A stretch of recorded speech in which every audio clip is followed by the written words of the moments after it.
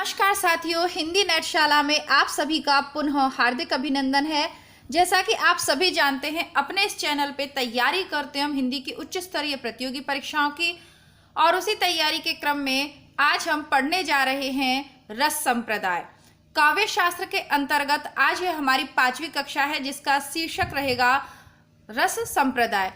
काव्य शास्त्र की इससे पूर्व 4 कक्षाएं हो चुकी हैं, जिसके अंतर्गत हमने हिंदी काव्य शास्त्र, संस्कृत काव्य शास्त्र के प्रमुख काव्य शास्त्री, उनके ग्रंथ तथा काव्य हेतु, काव्य लक्षण, काव्य प्रयोजन के विषय में जानकारी प्राप्त कर ली है। संक्षिप्त जानकारी हमने प्राप्त कर ली है। आप लोग कह रहे थे कि मैं आपको मुख्य बिंदु बताती चलूं, तो जो परीक्षाओं में पूछे हुए प्रश्न हैं वह मैं आपको बताती जाती हूं, लेकिन बात करें इस पुस्तक विशेष की जिससे मैं आपको पढ़ा रही हूं, तो इसमें खुद ही चीजें बहुत संक्षिप्त रूप में हैं। चुनिंदा जो प्रश्न हैं उनको वन लाइनर के रूप में लिखा गया, तो इसमें से भी अगर आपको छोड़ना चाहें तो थोड़ा सा मुश्किल होगा, क्योंकि अधिकतर चीजें इसमें काम की ही हैं, वही चीजें हैं जो पूछी गई हैं। विस्तृत काव्य शास्त्र यह नहीं है, जैसा कि पुस्तक का नाम ही है, संक्षिप्त एवं वस्तुनिष्ठ इतिहास। ठीक है, बाकी आप लोग परेशान ना हो। आपकी परीक्षा से पूर्व संभव हुआ तो मैं बोर्ड पर आपकी कक्षाएं लेके प्रत्येक टॉपिक को क्लियर कर दूंगी। बहुत ज़्यादा टॉपिक नहीं है आपके सिलेबस में। अन्यथा आपको हैंडमेड जो नोट्स हैं वह मैं उपलब्ध करवा दूंगी। बस ज़रूरत इतनी सी है कि जितना प्रयास मेरा है उतना आपका भी प्रयास रहे। ठीक है, बातें अन्य वीडियो के माध्यम में करेंगे। आइए आज की कक्षा को प्रारंभ करते हैं और पढ़ते हैं रस संप्रदाय।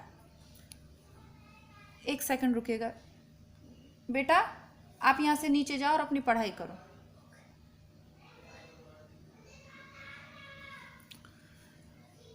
रस का व्युत्पत्ति परक अर्थ है आस्वाद। रस्यते आस्वाद्यते इति रसः। रस की व्युत्पत्ति परक अर्थ क्या है? आस्वाद, यानी जो स्वाद है वही रस है। जैसा आपको स्वाद आ रहा है, आप अपनी जीवा के माध्यम से जो स्वाद लेते हैं वो भोजन सामग्री के विषय में उसे आप स्वाद कहेंगे, लेकिन कविता से जो आपको स्वाद मिलता है वो आपकी जिह्वा के माध्यम से या आपकी ज्ञानेंद्रियों से तो नहीं मिलता ना, उसे आप छू तो नहीं सकते ना। कविता से जो रस मिलता है वो आपके चित्त में मिलता है। वो जो स्वाद है वो कहाँ होता है? आपके चित्त में होता है, आपके मन मस्तिष्क में होता है। तभी तो कविता आपको प्रसन्नता देती है, तभी तो गाने आपको हंसाते भी हैं, रुलाते भी हैं। तो जो कुछ भाव क्रिया होती है वो आपके अंतःकरण में होती है, आपके चित्त में होती है, तो उसे कहते हैं रस। रस संप्रदाय के प्रवर्तक भरत मुनि।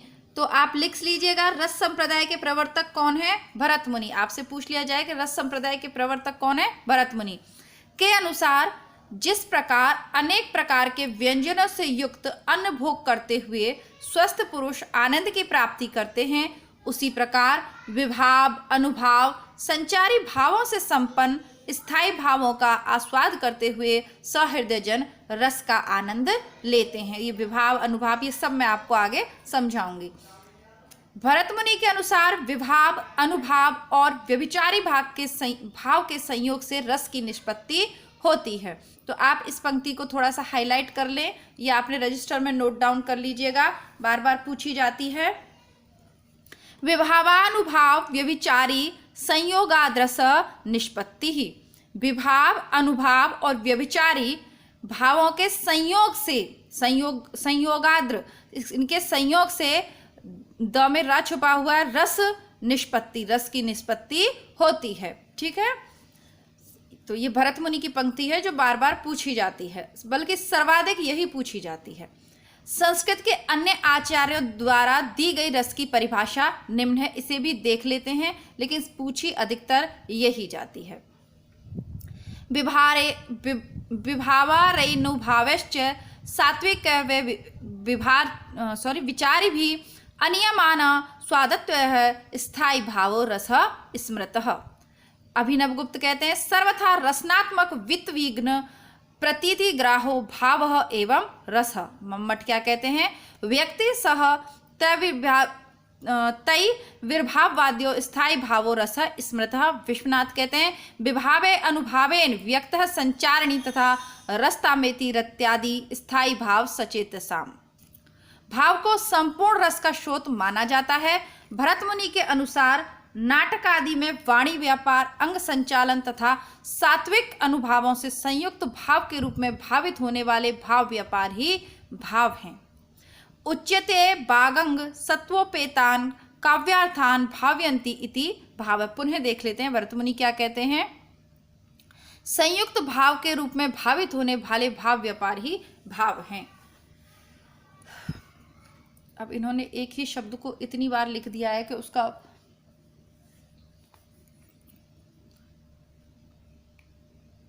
रस को काव्य की आत्मा के रूप में सर्वप्रथम विश्वनाथ ने मान्यता दी थी। रसस्य काव्यात्मः, ठीक है, इनकी पंक्ति है रसस्य काव्यात्मः। रस को काव्य की आत्मा के रूप में सर्वप्रथम विश्वनाथ ने मान्यता दी।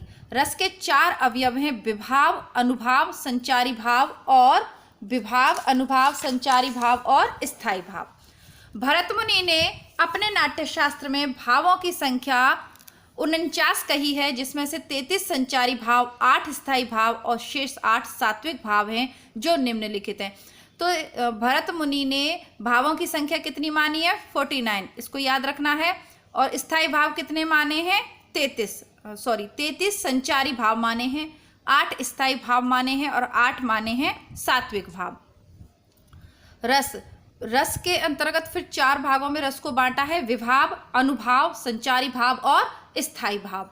संचारी भाव कितने माने हैं? 33, ठीक है। इसके अब विभाव को इन्होंने पुनः 2 भागों में बांटा है, आलंबन और उद्दीपन।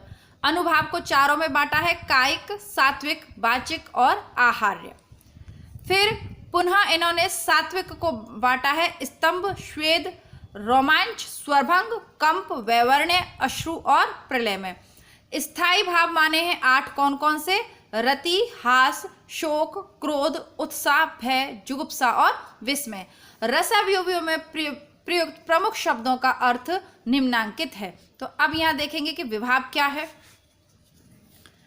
तो जो जिन 4 अंगों में बांटा है उनमें से पहला जो अंग है विभाव, वह क्या है? सामाजिक के हृदय में स्थित स्थायी भावों को आस्वादन के योग्य बनाने वाले कारणों को विभाव कहते हैं।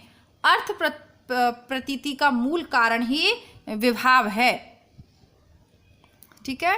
सामाजिक के हृदय में स्थित स्थायी भावों को आस्वादन के योग्य बनाने वाले कारणों को। तो हम सभी जो जितने भी मनुष्य हैं उन सब के मन में कुछ स्थायी भाव होते ही हैं, जो कि परिस्थितियों का संयोग पाके जब जैसी सामने परिस्थिति होती है उसी के अनुसार हमारे स्थायी भाव हैं वह जागृत होने लग जाते हैं। और इनका मूल कारण क्या है? विभाव है। आलंबन, जिस व्यक्ति या वस्तु के कारण किसी व्यक्ति में कोई भाव जागृत होता है उस व्यक्ति या वस्तु को उस भाव का आलंबन कहते हैं। आलंबन का मुख्य मतलब होता है सहारा। जिस सहारे से आपके मन में जो भाव जागृत हो रहे हैं उसको आप आलंबन कहेंगे। उद्दीपन क्या है? रस को उद्दीप्त करने वाली आलंबन की चेष्टा आदि तथा देश काल की स्थितियां उद्दीपन कहलाती हैं। उर्मिला के विरह वर्णन में खूब उद्दीपन चीज़ों के विषय में हमने पढ़ा है। चकवा चकवी भी उद्दीपन का कार्य करते हैं। चंद्रमा की शीतलता भी उसके लिए उद्दीपन का, क्योंकि विरह वर्णन है तो वो उसको उद्दीप्त करती है। अनुभाव, जो भावों के पश्चात उत्पन्न हो उन्हें अनुभाव कहते हैं। आलंबन, उद्दीपन आदि कारणों से उत्पन्न भावों को बाहर के प्रकाशित करने वाले कार्य को अनुभाव कहा जाता है। ये भाव के सूचक होते हैं। और संचारी क्या होते हैं? जो भाव विशेष रूप से स्थायी भाव की पुष्टि के लिए तत्पर रहते हैं और स्थायी भाव के अंतर्गत आविर्भूत व तिरोहित होते हुए दिखाई देते हैं, वे भाव संचारी कहलाते हैं। स्थायी भाव, अविरुद्ध या विरुद्ध भाव जिसे न छिपाया जा सके वह आस्वाद का मूलभूत भाव ही स्थायी भाव कहलाता है। अच्छा, अब संचारी भाव के अंतर्गत आप ये देख लीजिएगा कि जो देव हैं रीतिकाल के अंतर्गत जो देव कवि हैं उन्होंने छल नामक एक और संचारी भाव की कल्पना की है। भरतमुनि ने 8 रसों का उल्लेख किया है। भरतमुनि ने रसों की संख्या कितनी मानी है? 8। परवर्ती आचार्यों ने इनकी संख्या में लगातार वृद्धि की है। रस भरतमुनि ने कौन से माने? भरतमुनि ने रस माना है श्रृंगार रस, उसका स्थायी भाव क्या है? रति। भरतमुनि ने रस माना है हास्य रस, स्थायी भाव है हास।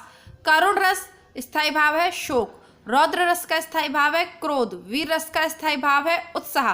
भयानक रस का उत्साह स्थायी भाव है भय, और विभत्स रस का स्थायी भाव है जुगुप्सा। अद्भुत रस का स्थायी भाव है विस्मय। तो ये 8 किसने माने हैं? ये 8 माने हैं भरत मुनि ने। यहाँ तक के आपके ये 8 भरत मुनि ने रसों की संख्या कितनी मानी है? 8 मानी है। अच्छे से याद कीजिएगा। अब उद्भट ने शांत रस को माना है, जिसे निर्वेद, जिसका स्थायी भाव है। विश्वनाथ ने वात्सल्य रस की कल्पना की है, जिसका स्थायी भाव है वत्सलता। रूप गोस्वामी ने भक्ति रस की जो है कल्पना की है, जिसका स्थायी भाव माना है ईश्वर विषय कीर्ति। और रुद्रट ने प्रयाण नामक स्थायी भाव की कल्पना की है, जिसका मूल स्थायी भाव है स्नेह। तो ये रुद्रट को छोड़ दें तो बाकी शांत, वात्सल्य और भक्ति रस, इसकी गणना भी वर्तमान में रसों के अंतर्गत की जाती है। अभिनव गुप्त के अनुसार मूलतः रसों की संख्या 9 है। संचारी भाव को भरत मुनि ने व्यभिचारी भाव भी कहा है। आचार्य रामचंद्र शुक्ल ने 33 संचारी भावों का विरोध अवरोध की दृष्टि से 4 भेद किए हैं, जो निम्नलिखित हैं। अब आचार्य रामचंद्र शुक्ल ने क्या किया? इन 33 संचारी भावों को भी कई 4 भागों में बांट दिया। वो कौन कौन से हैं? सुखात्मक, गर्व, औत्सुक्य, हर्ष, आशा, मद, संतोष, चपलता, मधुरता, धैर्य।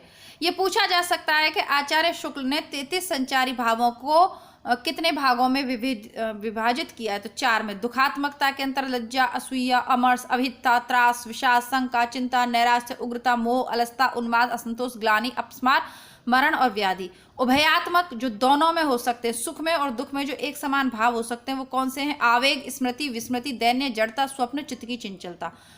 उदासीन के भाव कौन से? वितर्क, मति, श्रम, निद्रा और विबोध। इसमें उदासीन रहता है व्यक्ति।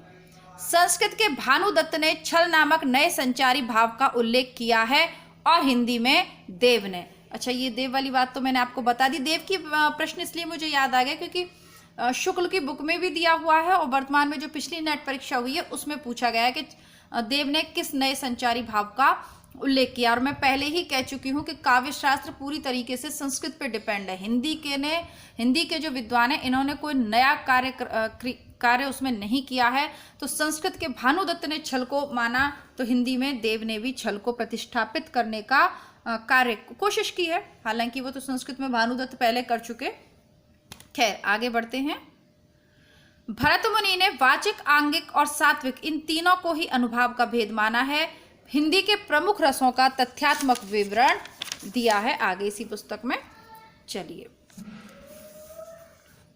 श्रृंगार रस रति, हास्य का हास, करुण का शोक, वीर का उत्साह, रौद्र का क्रोध, भयानक भय, अद्भुत विस्मय, विवत्स, जुगुप्सा, शांत और निर्वेद। कितने हो गए? 1 2 3 4 5 6 7 8 9। ठीक है, तो 9 प्रमुख माने हैं। रति का भाव कैसा होता है? श्याम वर्ण होता है रति, काली होता है क्या? श्रृंगार का रंग तो लाल होना चाहिए। खैर, यहाँ पर श्रृंगार का रस है श्याम वर्ण। इसके देवता हैं कामदेव या विष्णु। हास्य का है श्वेत वर्ण, शिव गण जो हैं, शिव के जो गण हैं वो इसके देवता हैं।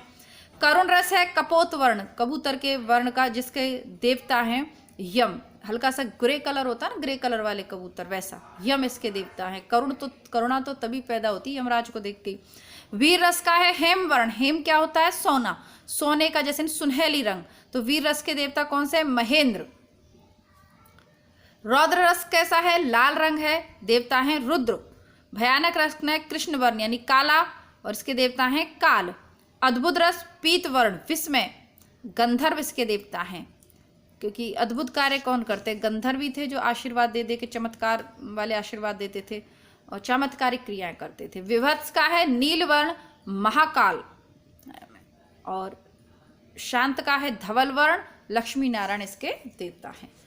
श्रृंगार रस को कार्य व्यापार की व्यापकता के कारण रसराज भी कहा जाता है। इसके 2 वियोग भाग हैं, संयोग संभोग श्रृंगार और वियोग विप्रलंब श्रृंगार। श्रृंगार को कौन से रस को रसराज की संज्ञा दी गई है? तो श्रृंगार को आप रसराज की संज्ञा देते हैं, रसराज भी कहते हैं। वियोग के निम्न भेद माने गए हैं, पूर्वानुराग, मान, प्रवास और करुण विप्रलभ। वियोग के अंतर्गत 10 काम दशाओं का वर्णन किया जाता है। अभिलाषा, चिंतन, स्मृति, गुण कथन, उद्वेग, प्रलाप, उन्माद, ज्वर, जड़ता और मरण, ये सब वियोग की दशाएं हैं। अब स्मृति, चिंतन, उद्वेग, प्रलाप, उन्माद, ये चारों पांचों दिशाएं आपको दिशाएं नहीं, दशाएं आपको उर्मिला में भी देखने को मिलती हैं, और अभिलाषा भी, लक्ष्मण से मिलन की, लक्ष्मण से पुनः मिलन की। अभी तक आपने साकेत का यदि वीडियो नहीं देखा है तो साकेत के नवम सर्ग का वीडियो प्लेलिस्ट में उपलब्ध है।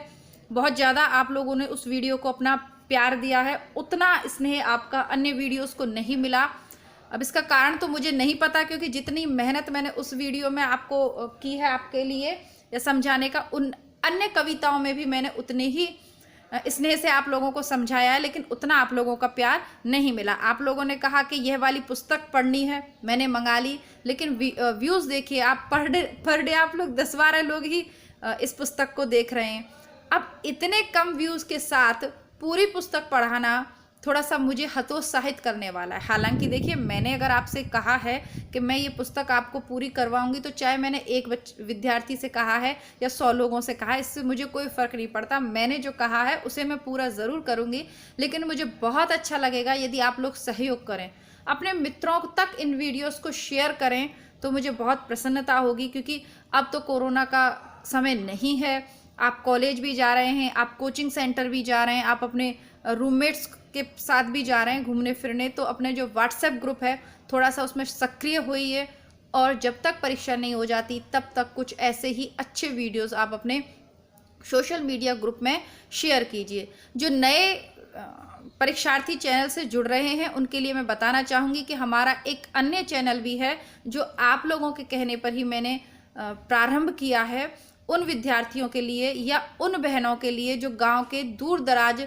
क्षेत्रों से पढ़ाई कर रही हैं, जिनके पास पुस्तकें उपलब्ध नहीं हैं, या उन भाई बहनों के लिए जो किसी कारणवश इतनी सारी पुस्तकों को नहीं खरीद सकते, क्योंकि नेट के सिलेबस में बहुत सारी पुस्तकें लगी हुई हैं। सेकंड और फर्स्ट ग्रेड की बात करूं तो 9th to 12th की पुस्तकें पूरी खरीदना संभव नहीं है। तो एक छोटा सा मेरा प्रयास है कि आप लोगों तक किताबें ज़रूर पहुंच जाए। इस वजह से आप लोगों की पढ़ाई नहीं बाधित होनी चाहिए कि किताबें नहीं है, तो इसके लिए चैनल है हिंदी बुकशाला, जहां पर पूरी किताबें आपको मिल जाएंगी। तो आप उसको, किताबों से मतलब आपकी जो रचना है पूरी आपको मिल जाएगी, या जो आपके सिलेबस की किताबें वो पूरी मिल जाएंगी। तो आप हिंदी बुकशाला को सब्सक्राइब ज़रूर करें। और नए विद्यार्थी, देखिए, सब्सक्राइब करना या ना करना आपकी पसंद है, लेकिन प्लेलिस्ट आप जरूर चेक करें दोनों चैनल की। जो भी विद्यार्थी इस वीडियो को देख रहे हैं वो दोनों चैनल की प्लेलिस्ट चेक करें, बुकशाला और नेटशाला, ये दोनों चैनल आपके लिए ही हैं। और मैं बिल्कुल इस बात को लेकर श्योर हूँ कि आपकी जो विषय सामग्री है परीक्षा की, वो इन दोनों की प्लेलिस्ट में पूरी आपको मिल जाएगी। यदि कोई चीज़ छूट रही है तो उसको आप कमेंट बॉक्स में लिखें, मैं वह भी आपको शीघ्र ही उपलब्ध करवा दूंगी। लेकिन आप पढ़ाई नियमित रूप से करें। ऐसा नहीं होना चाहिए कि आपने आज वीडियो देख लिया, कल नहीं देखा, आज यहाँ देखा, आज वहाँ देखा। आपको जहाँ कहीं से पढ़ाई करनी करिए, वो आपकी इच्छा है, लेकिन एक बार अपने सिलेबस को प्लेलिस्ट से के साथ इन चैनल के माध्यम से पूरा कर लीजिए। फिर आपको जो अच्छा लगे वहाँ पढ़ते रहिएगा, जिससे कि आपका सिलेबस एक बार कंप्लीट हो जाए और लास्ट का टाइम रिवीजन के लिए रहे। ऐसे आपके मित्र जो आपसे अभी कह रहे हैं कि चलो घूमे आते हैं, अभी तो परीक्षा की डेट नहीं आई है, चलो ये कर लेते हैं, अरे यार फिर पढ़ लेंगे, इतना भी क्या पढ़ता रहता है सारे दिन, उनसे थोड़ा सा दूर रहिएगा। क्योंकि परीक्षा का ये समय कब निकल जाएगा आपको पता नहीं चलेगा, और बहुत से विद्यार्थी परीक्षा को छोड़ देते हैं। उसका कारण ये होता है क्योंकि उनका सिलेबस पूरा नहीं होता और उन्हें पता है कि वो कंपटीशन में कहीं कोई स्थान नहीं रखते, इसलिए वो परीक्षा देने ही नहीं जाते। हाँ, कुछ के साथ जेन्युइन कारण भी होते हैं, उनकी कोई परिस्थिति ऐसी आ जाती है कि वो नहीं दे पाते, उनकी बात मैं नहीं कर रही हूँ, ठीक है। और माँ बाप के पैसों से फॉर्म भरना बहुत आसान है, क्योंकि खुद नहीं कमाते अभी तो भर देते हैं कि चलो एक बार तो परीक्षा में क्या है, बैठ के ही देख लेते हैं। आप लोग ये गलती नहीं करें, पहली बार भर रहे हैं, दूसरी बार भर रहे हैं या अंतिम बार भर रहे हैं, कोई बात नहीं है, बैठ के देखने लायक कोई चीज़ नहीं है। सोशल मीडिया का ज़माना है, बैठ के देखने के लिए माँ बाप के पैसे बर्बाद नहीं करने हैं। वो पुराने पेपर देख लीजिए, सॉल्व कर लीजिए, आपको स्वयं पता चल जाएगा कि आपकी क्या स्थिति है। ठीक, पढ़ना प्रारंभ कर दीजिए। इसके अलावा जिस भी परीक्षा की तैयारी कर रहे हैं उसके पुराने पेपर प्लेलिस्ट से देख लीजिए, सबसे उपयोगी रहेंगे सभी परीक्षाओं के लिए। देखिए, नेट वालों को तो देखना ही है, अन्य परीक्षार्थी भी, अन्य विद्यार्थी भी नेट के पुराने पेपर सॉल्व कर लीजिएगा। आपका पेपर का एक बहुत बड़ी यात्रा आप उनके इस पेपर, नेट के पुराने पेपर के माध्यम से तय कर सकते हैं। 2-2.5 हजार प्रश्न प्रमाणिक स्थिति में आपके समक्ष उपलब्ध हैं, उनका लाभ आप ज़रूर लें। बहुत ज़्यादा देर मैंने आपको भाषणबाजी कर दी, उपदेश दे दिया, अब आगे बढ़ाते हैं। ठीक है, आगे बढ़ते हैं। हास्य रस के मुख्यतः 6 भेद हैं जो निम्न हैं। हाँ, कभी कभी थोड़ा सा क्या है कि मेरा मन वो हो जाता है जब मैं आपके लिए करती हूँ और अच्छे से थोड़े से बहुत कम व्यूज़ आते हैं ना, तो थोड़ा सा लगता है कि नहीं, अच्छे व्यूज़ आने चाहिए। खैर कोई बात नहीं, आगे बढ़ते हैं। उत्तम, स्मित, मध्यम, विहसित और अधम अपहसित। हास्य रस के 6 भेद हैं, हसित, अबहसित और अति हसित। वीर रस के आचार्य ने 4 भेद किए हैं वीर रस के, दानवीर, दयावीर, युद्धवीर और धर्मवीर। और मेरी समझ में एक और वीर इसमें जोड़ देना चाहिए, और वो कौन सा होता है? कर्मवीर। खैर, दानवीर, दयावीर, युद्धवीर और धर्मवीर, एक और वीर होता है कर्मवीर, जो इसमें नहीं है। अब ये भाई आचार्यों ने भेद किए हैं। निम्नलिखित आचार्यों ने निम्नलिखित रसों के मूल रस या प्रकृति रस को स्वीकार किया। अब ये हास्य रस के 6 भेद, ये आपसे कोई अभी तक तो नहीं पूछे गए, आगामी परीक्षा में पूछ ले तो पता नहीं। ठीक, अब भवभूति मूल रस मानते हैं करुण रस को, और ये पंक्ति शताधिक बार पूछी गई है, रट लीजिए। एक और रस करुणा एव भवभूति, ये मानते हैं कि संपूर्ण संसार में एक ही रस है, और वह रस कौन सा है? करुणा। करुण रस है, जिसका भाव क्या है? करुणा। करुण रस से कौन सा भाव उत्पन्न होता है? करुणा। भवभूति की रचना है कौन सी है? उत्तर रामचरित। भवभूति की रचना है उत्तर रामचरित, और उसमें करुण रस की व्यापकता है। अभी प्रश्न पूछा है नेट परीक्षा में, तो यह साकेत का जब वीडियो में पढ़ा रही थी उसमें भी आपको बताया था, मैंने पुनः बता देती हूँ। भवभूति की ये रचना काफ़ी प्रसिद्ध है, और ये पंक्ति भी बार बार पूछी जाती है। भोजराज ने श्रृंगार रस को मूल रस माना है। श्रृंगार में रसनाद रस माम नाम हो। नारायण पंडित ने आश्चर्य रस को स्वीकार किया है। तत्व चमत्कार सार तत्व सर्वतापियो भूतर, ये नहीं कोई पूछेगा पंडित नारायण वाला, क्योंकि देखी जाए तो करुणा रस के ऊपर तो पूरा एक ग्रंथ लिखा है भवभूति ने, तो संस्कृत के कवि हैं तो ये मान्य ही है। बाकी अगर कोई रस हो सकता है सर्वमान्य, तो वो श्रृंगार रस हो सकता है ना, क्योंकि उसके 2 पक्ष हैं, और सर्वाधिक प्रकृति की भी अगर बात करें तो श्रृंगार रस की व्यापकता है, चाहे वियोग श्रृंगार हो चाहे आपका संयोग श्रृंगार हो, लेकिन यही सर्वाधिक मान्य हो सकता है। लेकिन पूछा भवभूति का जाता है। फिर भी आप भोजराज का श्रृंगार में रसनाद रसमाम नाम, ये याद रखिएगा। रूप गोस्वामी ने मधुर रस को बताया, अभिनव गुप्त ने शांत रस को बताया, पर ये नहीं पूछे जाते, अभी तक नहीं पूछे गए। रस के वर्णन में निष्पत्ति शब्द का प्रथम प्रयोग भरत मुनि के रस सूत्र में किया गया। निष्पत्ति का विभाव अनुभाव व्यभिचारी संयोगादृश्य निष्पत्ति ही। भरत मुनि के परवर्ती आचार्यों ने रस सूत्र में आए संयोग और निष्पत्ति को लेकर विवाद रहा है। इन आचार्यों के सैद्धांतिक व दार्शनिक आधार निम्न हैं। भट्टलोलट का है उत्पत्तिवाद या आरोपवाद, ये चारों मुख्य हैं। भाई रट लीजिएगा, मैं आपको पुनः कह देती हूँ, ये चारों रट लीजिएगा, क्योंकि मैं आपके लिए इसे एक्सप्लेन कर दूंगी, बहुत अच्छे से आपको समझा दूंगी कि उत्पत्तिवाद क्या है, अनुमतिवाद क्या है, भोगवाद, अभिव्यक्तिवाद, ये सब मेरा काम है, ये मैं आपको समझा के ही रहूंगी। ठीक है, लेकिन आप ट्रिक से भी या कैसे भी बस रट लीजिएगा। भट्टलोलट उत्पत्तिवाद या आरोपवाद। दर्शन कौन सा है इनका? मीमांसा। श्री शंकुक का है अनुमितिवाद, न्याय दर्शन। भट्टनायक का है भुक्ति या भोगवाद, सांख्य दर्शन। और अभिनव गुप्त का है अभिव्यक्तिवाद, शैव दर्शन।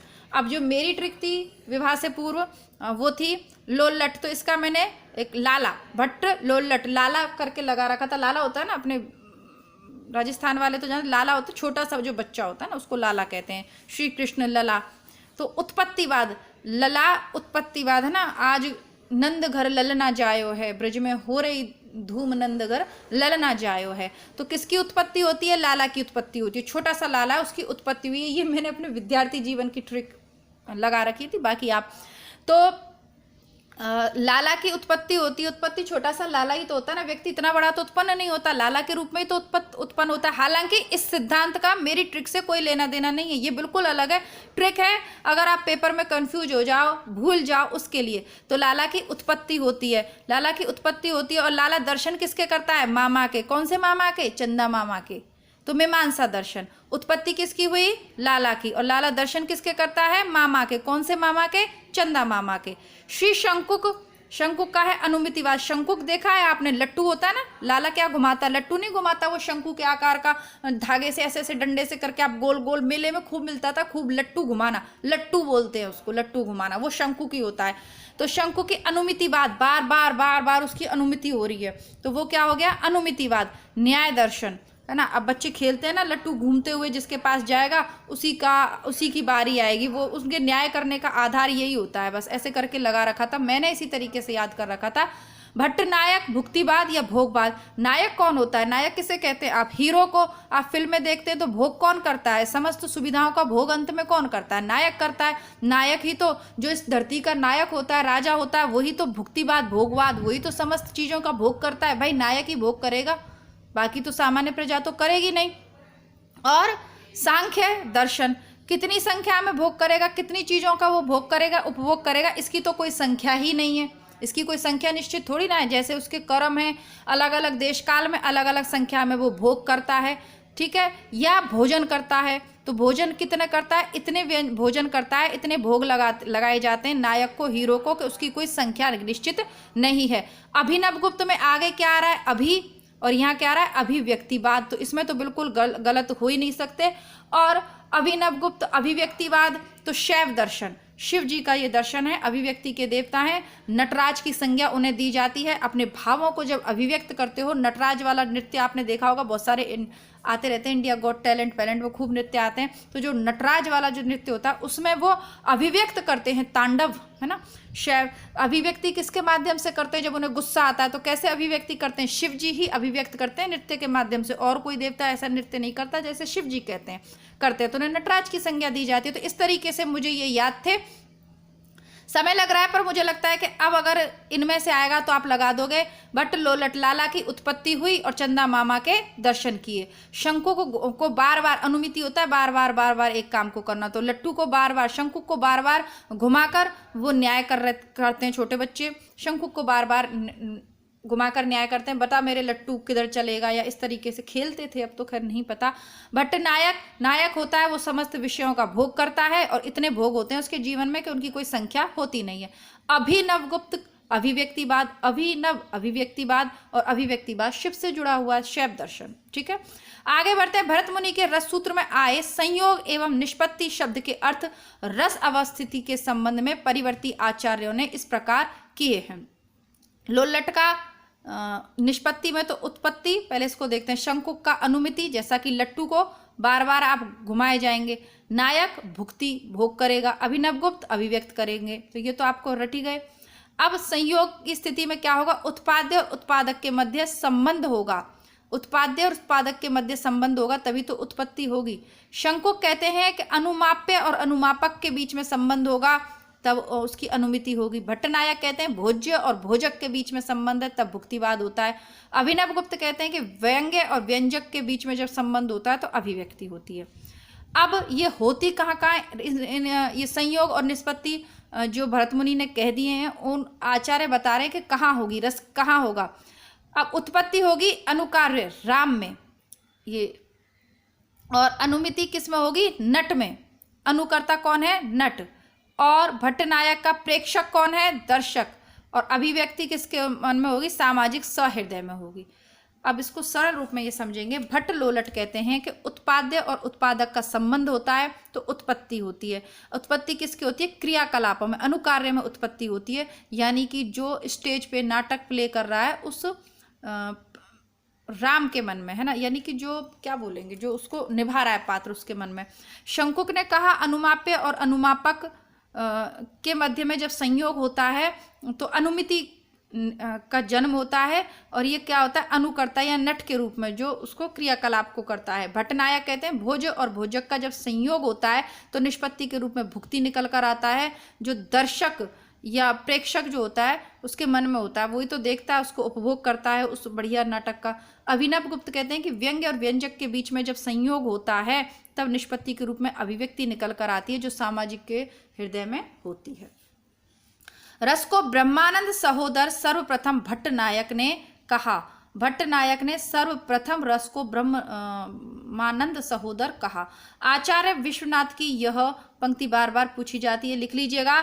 सत्वोद्रेकाद खंड स्वप्रकाशानंद चिन्मय वेद्यांतर स्पर्श शून्यो ब्रह्मन स्वाद सहोदरा लोकोत्तर चमत्कार प्राण कश्चैत प्रमात्र भी स्वकार्यवद भिन्न त्वे नायमा स्वावद्यते रस वेदांतर स्पर्श शून्य, जो वेदों से भी अलग है, स्पर्श शून्य, आप उसका स्पर्श नहीं कर सकते हो। ब्रह्मानंद के समान आपका भाई मतलब सहोदर के समान है या ब्रह्मानंद के समान स्वाद देने वाला है।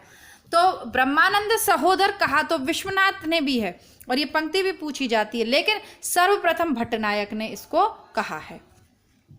आचार्य भट्ट लोलट को भरत के रस सूत्र का प्रमुख व्याख्याता कहा जाता है। शंकुक के अनुसार सामाजिक चित्र तुरंग न्याय से नट में रस की अवस्थिति मानकर रस का अनुमान करते हैं। साधारणीकरण की अवधारणा सर्वप्रथम भट्टनायक ने प्रस्तुत की है। भट्टनायक ने बड़े काम किए हैं, साधारणीकरण की अवधारणा भी प्रस्तुत की है और रस को ब्रह्मानंद सहोदर भी कहा है। दोनों प्रश्न पूछे गए हैं। भट्टनायक ने काव्य की 3 क्रियाएं मानते हैं, अभिधा काव्यार्थ की प्रतीति, भावकत्व साधारणीकरण और भोजकत्व रस का भोग। ठीक है, ये थोड़ा सा आज का टॉपिक आपको कठिन लग रहा होगा, लेकिन बिल्कुल सरल रूप में इसे आपके समक्ष पुनः प्रस्तुत करेंगे शीघ्र ही। आचार्य ने साधारणीकरण को निम्न ढंग से प्रस्तुत किया है। भट्टनायक कहते हैं कि विभाद आदि का साधारणीकरण होता है। अभिनव गुप्त कहते हैं कि सहृदय का साधारणीकरण होता है। अभिनव गुप्त पर क्लिक करिएगा, विश्वनाथ पर टिक करिएगा। विभाद आदि का अपने पराये आश्रय और सहृदय की भावना से मुक्त होना साधारणीकरण ने। शुक्ल कहते हैं कि अवलंबन धर्म का साधारणीकरण होता है, ये भी पूछा हुआ है। श्याम सुंदर दास कहते हैं कि सहृदय के चित्त का साधारणीकरण होता है। डॉक्टर नगेंद्र कहते हैं कि कवि की अनुभूति का साधारणीकरण होता है। सबसे ज्यादा पूछे जाते हैं डॉक्टर नगेंद्र, रामचंद्र शुक्ल, इसमें 2 प्रमुख हैं, बाकी तो पूछे तो सभी जा सकते हैं, लेकिन 2 सर्वाधिक पूछे गए हैं। ठीक है, आचार्य श्याम सुंदर दास ने साधारणीकरण की व्याख्या करने में मधुमती की भूमिका की कल्पना की है। निम्नलिखित रसों के विरोधी रस भी यहाँ पे मिले हैं। मधुमती भूमिका का विचार किसने किया है? श्याम सुंदर दास ने। पूछा हुआ प्रश्न है, पुराने पेपर को 1 लाइनर के रूप में यहाँ पर लिखा गया है। ठीक है, श्रृंगार रस का विरोधी है करुणा, विवत्स, रौद्र, वीर और भयानक। हास्य रस का है भयानक और करुण। करुण रस का है हास्य और श्रृंगार। रौद्र रस का है हास्य, श्रृंगार और भयानक। वीर रस का है भयानक और शांत। भयानक का है श्रृंगार, वीर, रौद्र, हास्य, शांत। शांत का है वीर, श्रृंगार, रौद्र, हास्य और भयानक। और विवत्स का है श्रृंगार। तो ये सब आपके रस से संबंधित जो प्रश्न पूछे जाते हैं मोटे मोटे तौर पे हो गए हैं, यानी जो इस पुस्तक में लिखा है वो आपका हो गया है। पुनः नोट्स में हम इस पर चर्चा करेंगे। अब कल की आपकी कक्षा रहेगी अलंकारों से परिचय की। ठीक है, तब तक के लिए नमस्कार, धन्यवाद, जय हिंद।